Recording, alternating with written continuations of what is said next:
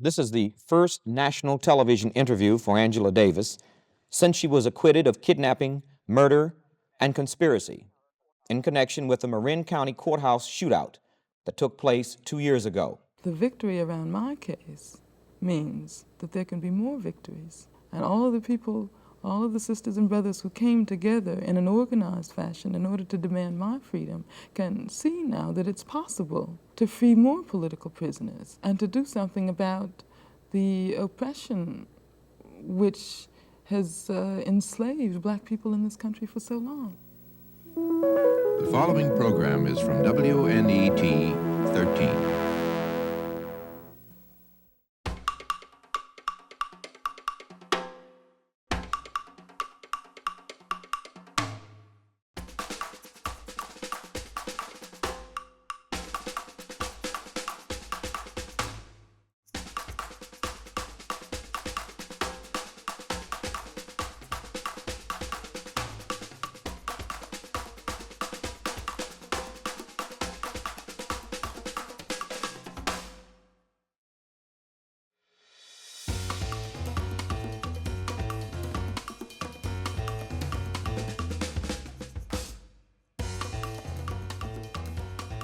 This will be a first-hand account from Angela of the events of the last 22 months and her plans for the future. Sister Davis, let me welcome you to Black Journal, and let me speak for literally millions of people who are very pleased and happy with your safety. Tell me, the events that I guess you're now reading in the newspapers, do they corroborate with the actual accounting of the events that you know best? Well, there's been a great deal of distortion in the vast majority of newspaper accounts, television accounts, press in general. And I think that the kind of publicity that the establishment press is willing to give me is simply based on the fact that they think that I'm good copy. In fact, that's one of the reasons why I didn't rush to answer all of the requests that have come in for TV interviews and radio interviews and newspaper interviews. I felt that, however, that appearing on Black Journal was something that was extremely important, because I know that you are interested in serving the needs and interests of black people. And therefore, I decided to do this one because I feel that this is a chance for me to express my gratitude and appreciation to all of my sisters and brothers who've worked so hard and so long in the struggle to free me. Angela, in terms of the sisters and brothers who have worked for your freedom, could you put in context how the activities of those people actually ended up in your being vindicated of those charges?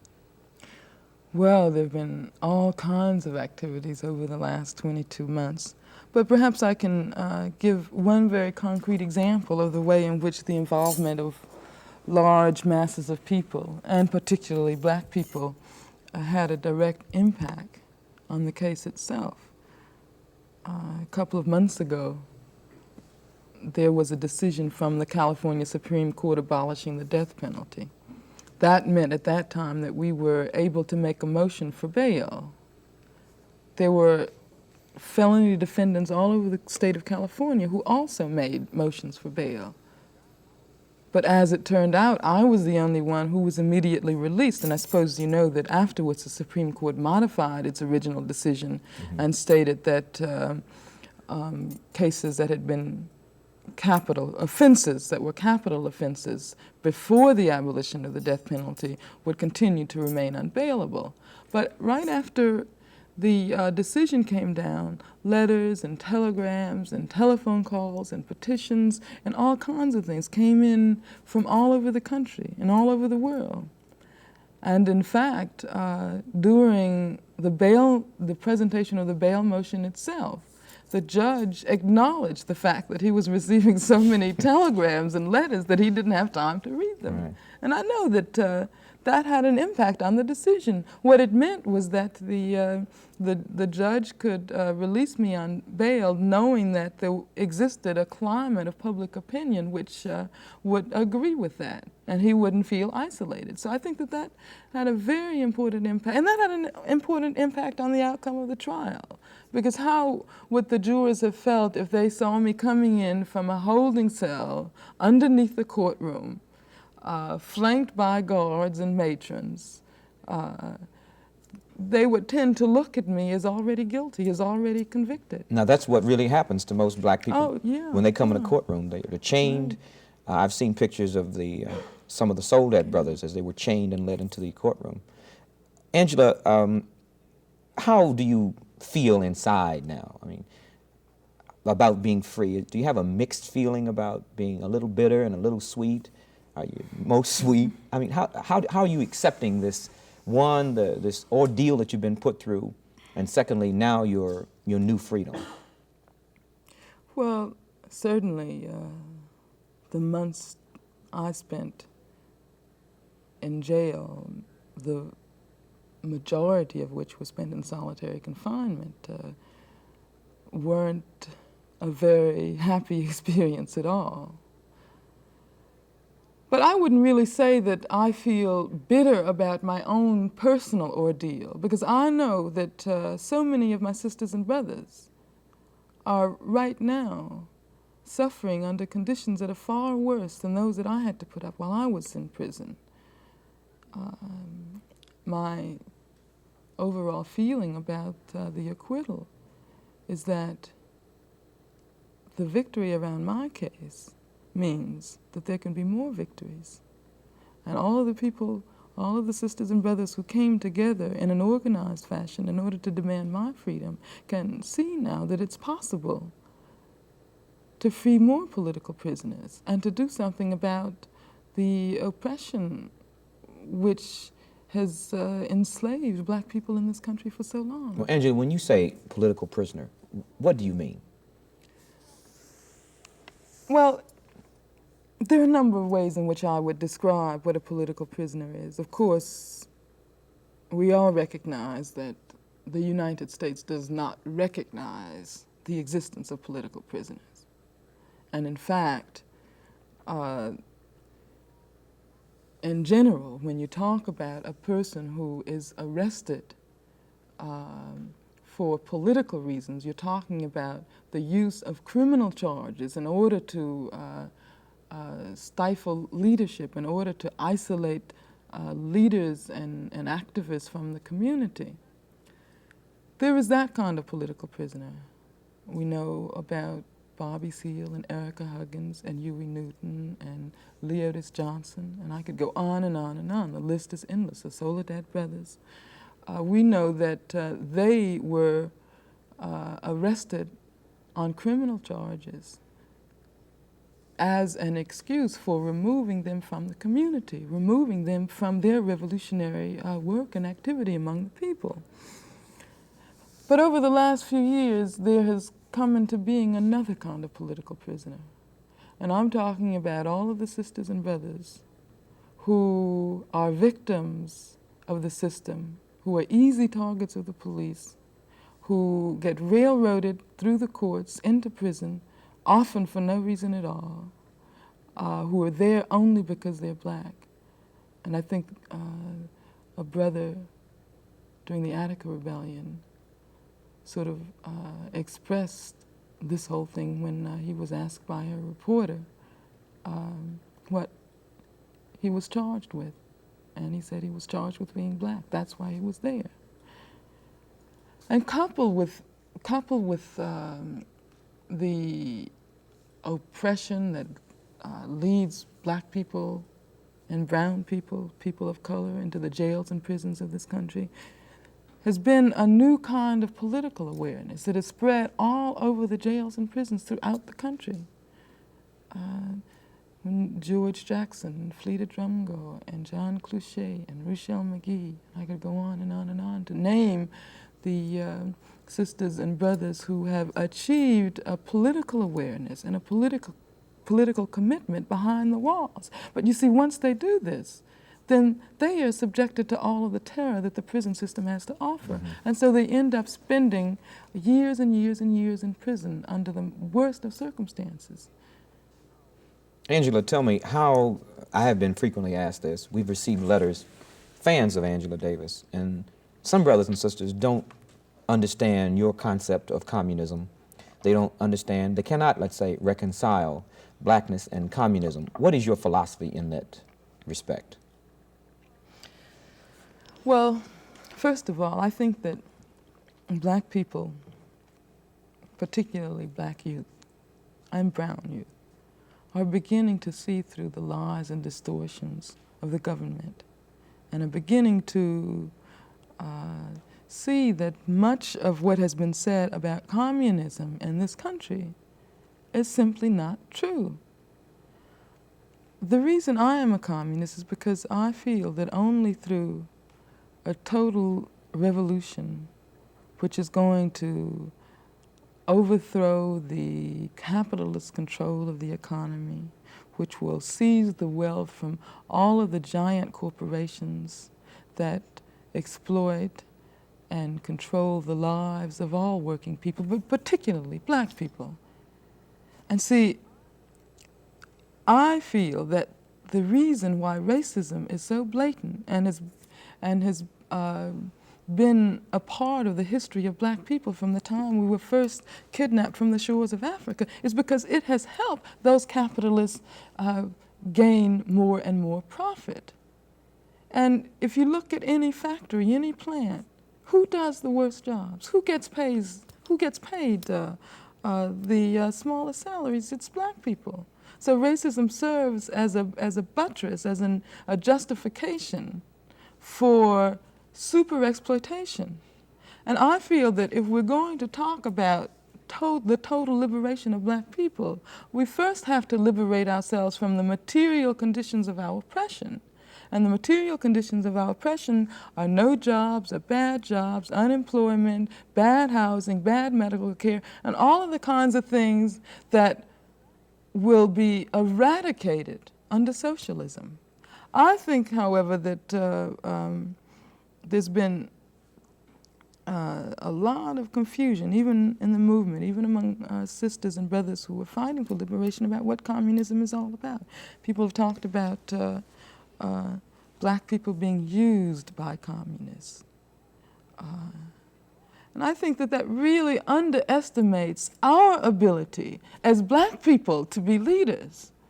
And not only to lead ourselves, but to lead white people also. And as a communist in this country, I see that the greatest revolutionary potential exists among black and brown people. Angela, let me ask the classic question. And so just one more thing, and I'd like to make the point that when I talk about a communist revolution, I'm talking about a revolution which encompasses the vast majority of people in this country who are working people, but a revolution which is led by people of color, working people of color. Would you see this as a means of, one, eradicating racism as well as classism? The two are inextricably combined. As I said before, racism, in terms of its material base, means super exploitation economically. It means that black people get the worst of the entire lot economically. It also means that the capitalist, the boss, is able to divide black workers from white workers. Why? Because he tells the white worker that his problem is not those who control his lives, those who take his labor and turn it into profit for themselves, but his problem is the black man who's trying to get his job. And so racism is operated as a divisive force to prevent the emergence of a real revolution in this country. Well, the kind of thing that you're trying to do, Angela, do you see that as being in any way in conflict with black nationalism? Well, it depends on what you mean by black nationalism. Of course, I would never equate the oppression of black people in this country with the exploitation of white people. I think that there is an essential difference, and there is a national aspect of our struggle as black people. And we have to maintain that cohesiveness and that unity among ourselves in order to be effective in a broader revolution.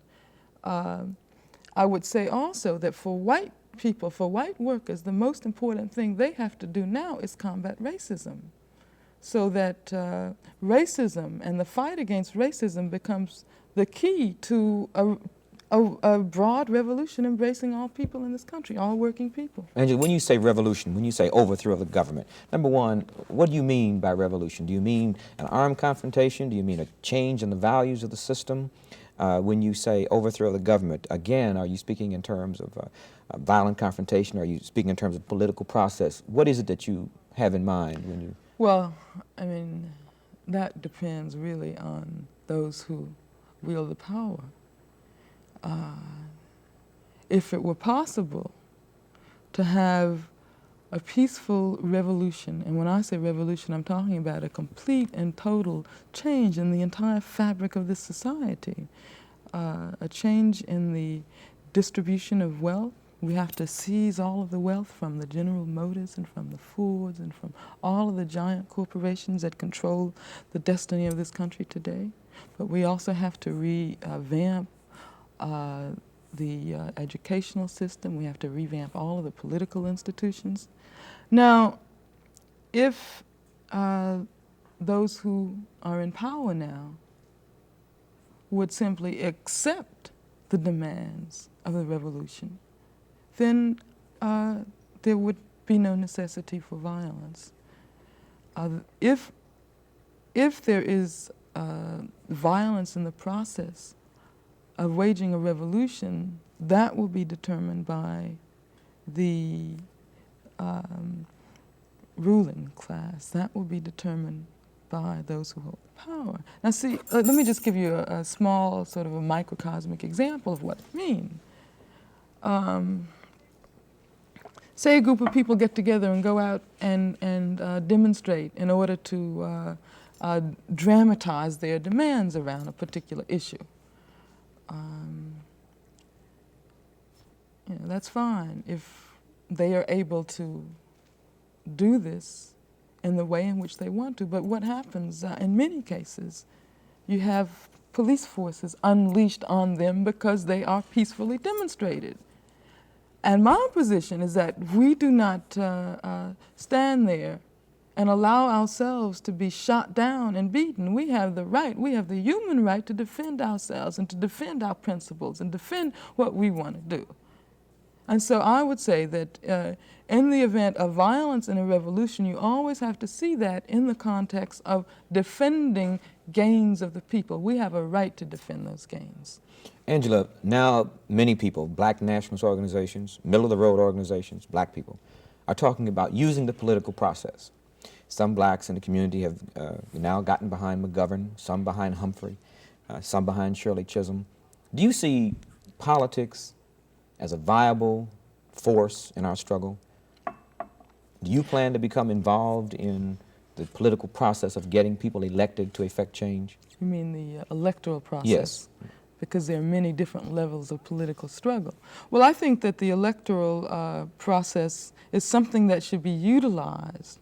It's not something that should be seen as the solution, because I don't think that simply by changing the faces and changing the figures in the government, there's going to be any kind of fundamental change.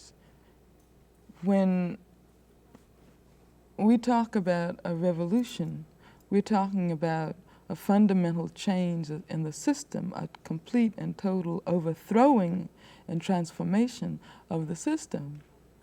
I feel that the electoral process is significant in the sense that it serves to measure the level of consciousness which black people and people of color and white people as well have achieved. Take someone like Ron Dellums. The fact that Ron Dellums was elected to Congress said something about the collective mood of the people in his area. And precisely because it said something about their collective mood. He cannot forget that he has a responsibility to make known the needs and the interests and whatever his contingency feels are the important issues of the day. Angela, to draw an analogy in another direction, many people are saying that, many people, some institutions, particularly white press, that the fact that you've been vindicated of the charges proves that the system of justice will work for black people. The fact that you were found innocent by an all-white jury in only 13 hours of deliberation and only 13 weeks of a trial proves that the system can work. You know, I suppose they must feel that we are totally unsophisticated. At first, I really found it incredible that they could do this again. They did it after the acquittal of the New York 21. They did it after Bobby and Erica, and now they're doing it again. But see, it seems to me that the very fact that they're so quick to jump up and say, here's another acquittal, it now demonstrates conclusively that there's nothing wrong with the American system of justice. If they weren't aware of all of the problems in the judicial system, of the way in which it has been historically used and continues to be used as a weapon of oppression against black people, they wouldn't be so defensive about the whole thing. How can you say that this demonstrates that there is justice in the American courts when we know that the jails and prisons across the country are filled to the brim with black and brown people? We know that on death row right now, the vast majority of the prisoners who are going to be executed are people of color. We know that when a black person is picked up from the community and brought to jail, he's going to have to depend on a public defender, because more than likely he won't be able to hire a good lawyer. And this public defender, what is he going to do? He's going to tell him to cop a plea, even though he knows in many cases that his client is just as innocent as he is. It just doesn't make any sense at all. And then just one more thing. I am convinced that if there had not been the kind of struggle that occurred around my case, that I probably wouldn't be out here now. In other words, if you had not been Angela Davis.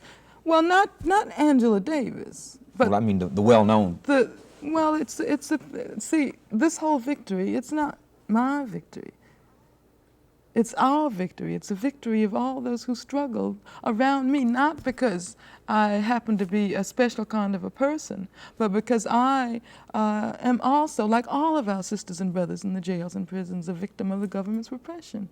And so what I'm going to try to do now is to build the very same kind of movement that was built around me, and the kind of movement that liberated me from prison in order to free more of our brothers and sisters, because that's the real significance of this victory. Speaking of your plans, and our time is short and I'd like to get some quick questions. Speaking of your plans, one, do you plan to go to Tanzania and teach at the university there?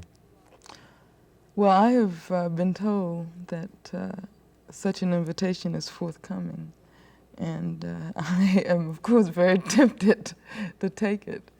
I really haven't made any definite plans about that. However, I would say that no matter how tempted I might feel as an individual to go to another country where life is more beautiful, in a country which doesn't have all of the